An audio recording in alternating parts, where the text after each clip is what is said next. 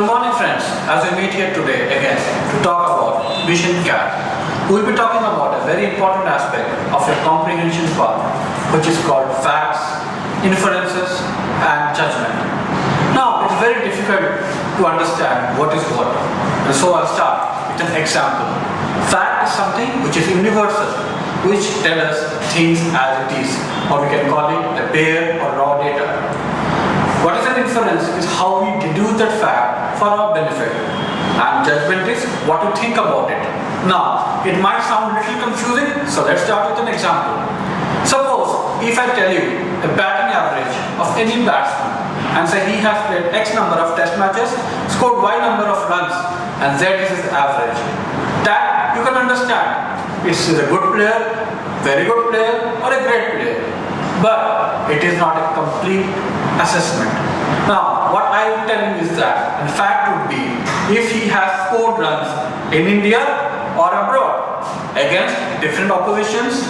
Is it against the fast bowling of Australia, swing bowling of England, or spin bowling of Sri Lanka?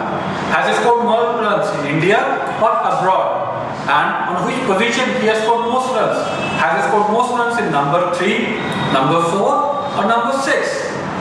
This is called a complete data, which tells you about a person and it gives you factual inferences of his ability.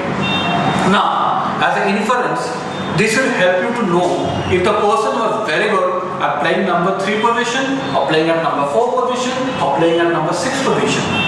But do not carry your own perception into the data, because you may not like a batsman, but that doesn't mean the runs he has scored can be ignored. Judgment is something which we readily see. Like, I'll give you a very simple example. Mr. VVS Lakshman may not have scored many runs than other 3 great players of his time, but his batting in Australian pitches, fast and bouncy, makes us number 1 in our list. So please understand, facts, inference and judgment are collateral, but they should not have any perception or misconception in your mind. With this, I end the session, and I really hope you people have some help in your preparation for Mission CAT.